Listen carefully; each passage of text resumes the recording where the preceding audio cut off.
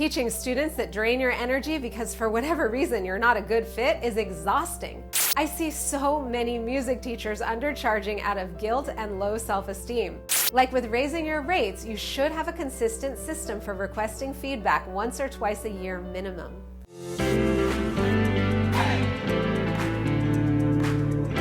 Hi, I'm Fiona. Welcome to my channel, the #1 place for singers, actors, dancers, and musicians who want to dump the starving artist mindset and become hugely profitable instead. If you're ready to grow your income and impact online, then subscribe to my channel, hit the notification bell, and definitely join my free Facebook community designed especially for performing artists. Link in the description. Listen, I was 24 when I first started teaching voice. I didn't have a music degree or any proof that I knew what I was talking about. It's just that when anyone heard me sing and asked me if I could teach them, I'd say yes. And it was that simple yes that led to a satisfying and profitable new business. Was I a seasoned pro? No. But did I know enough to help someone who'd never had lessons?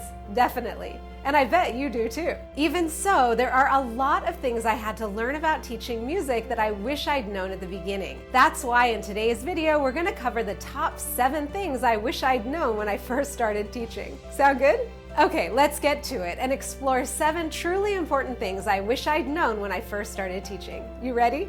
1. I wish I'd realized that I didn't have to teach everyone who asked. When I first started teaching, I felt a little desperate. Desperate to be needed, desperate to make money, desperate to please people. Maybe you feel a little desperate too, and you know what? That's okay. A little hunger at the beginning may provide the motivation you need to keep going. But I just wish I'd understood that teaching everyone who came my way wasn't going to help me or them in the long run. Teaching students that drain your energy because for whatever reason you're not a good fit is exhausting. It demotivates you from taking action and from teaching in general. Listen, you just do not need to teach everyone, especially students who don't respect your time, don't pay on time, and/or want to focus on music genres you just don't like or understand. Bottom line, there are lots of reasons a certain student might not be a good match. Maybe they need tools you don't have. They can only meet on weekends and you prefer to take weekends off. They have values deeply divergent from your own, etc. Stop thinking you have to change yourself in order to serve all the possible students in the world. Instead, focus in on your zone of genius. What genres do you love to teach? What age and ability range of student? You'll have so much more energy to build your studio and your performing career once you let go of the students that drain your energy and fill your studio with dream students instead. The next thing I wish I'd learned earlier was to raise my rates consistently 2 times a year. Learning how to compassionately raise your rates is a skill that sets you up to succeed not only financially, but also personally. By raising your rates, you're telling your students you value your time and expertise, and so should they. But the thing is, you're not just indicating it to your students, you're also reminding yourself. I see so many music teachers undercharging out of guilt and low self-esteem. And if you question them, they have a lot of evidence to argue for their own limitations. They'll say it's because their students are low-income performers, or you can only charge so much in their region, or they don't really need the extra money, or they can't charge more than their own teacher. Seriously, the list of excuses is endless. And listen, if you feel called out or defensive, I get it. I've been there. Like I said, this is something I wish I'd learned way earlier. I went years without raising the rates on my long-term students. I felt like it would be mean to increase my rates on people I'd known for years and cared about. But ultimately, I was hurting myself and it impacted my excitement to teach as over time, inflation reduced the value of my income. If you want real strategies for how to compassionately raise your own studio rates, watch this video next. 3. I wish I'd understood at a deeper level that I couldn't do the work for them, and because of this, I could never truly be responsible for their results. As a teacher, you care deeply about your students, right? You want them to succeed and you'll do everything in your power to help them. But sometimes you may help too much. The truth is, they are responsible for their own success. I remember having a student in her late 20s who struggled with waking up in the morning and having a productive day because she stayed up late at night watching TV. This habit was limiting her ability to practice. So I came up with the great idea of giving her motivational wake-up calls. I called her every morning. This was crazy. It was not my responsibility to wake the student up in the morning. It increased her dependence on me, it wasn't sustainable, and ultimately it didn't work. Have you ever been tempted to do something equally over the top for one of your own students? Let me know in the comments. My point is, you've got to separate your students' results from your own sense of self-worth. There's literally only so much hand-holding you can or should do. At the end of the day, it's up to your students to do the work themselves. Make sense?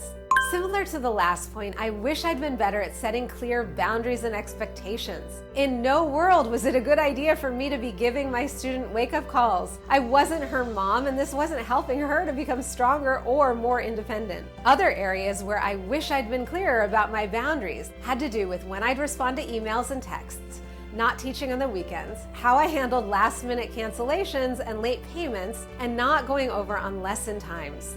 Pay attention to your own boundaries from the beginning and set clear expectations with your students at the very first lesson. Make sense?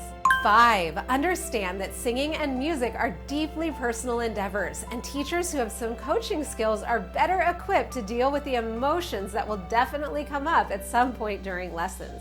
Especially with singing, our body is literally our instrument. Many students will have experienced some kind of trauma around being seen and heard, and it's highly likely you'll need to show up for them emotionally. While you're not a licensed therapist and you are a music teacher, you'll be a more effective teacher if you can speak to your students' mindset and emotional resilience. This means developing some skills and knowledge in the areas of coaching, psychology, personal development, and performance anxiety will definitely enhance your options. Consider studying systems like NLP, the Enneagram, human design, etc. I'm not advocating you become a therapist or pretend to be a therapist. I'm just saying that you need to be present for your students holistically and not just musically. Do you agree? Have you had teachers who helped you in this way? Let me know in the comments. Now here's where you really need those boundaries. If you're good at holding space for your students' feelings, it's likely their lessons won't only be filled with music, and that part of the lesson may actually focus more on the inner work necessary to become a successful singer or musician. In this case, you may be tempted to go over time because you think you owe them a full hour of music. Please trust that supporting your student holistically is a huge value add. You do not need to go over time because part of the lesson was spent supporting your student in what may have been a very profound conversation about limiting beliefs, performance anxiety, or even her parents' divorce when she was 8. All that being said, again, pay attention to the boundaries. If your student is chatting in order to procrastinate, you need to bring the session back to learning. But if the student needs emotional support, that's a valuable service you're providing, and you do deserve to be fully compensated for your time. Lastly, ask your students for feedback. Like with raising your rates, you should have a consistent system for requesting feedback once or twice a year minimum. What's the purpose of feedback? It'll help you become a better teacher, especially in the beginning. But it'll also help you with your marketing copy and social media presence. The feedback you get from students can be incredibly helpful in letting you know exactly what you do that supports them the most, and often what you'll learn is quite helpful and surprising. You may think you know what a student is getting out of their lessons, but by asking them directly, you'll understand what makes their lessons valuable on a whole new level. You can then use this information to make your lessons even better, thereby increasing retention and word-of-mouth referrals. Interested in learning more ways to attract and retain students? Then join my free Facebook group. Remember, I made it especially for performing artists. Here you'll find resources, community, and more guidance for your performing business, so you can finally become your own best advocate and CEO. And don't forget to follow me on Instagram as well, where I do quick and useful mini trainings every week. Link in the description below. Do you feel more empowered now to grow your music studio? I hope so. These are all things I wish I'd known sooner. Now you'll skip over a bunch of my mistakes. Want more videos like this one? You can help by liking and sharing this video. Subscribe to my channel, hit the notification bell, and definitely let me know in the comments below what other topics you'd like me to cover to help you rock your business. Want to learn more about starting and scaling your voice and/or music studio? Then watch these videos next. And as always, go out into the world and let your light shine. You deserve to be heard, and the world deserves to hear you.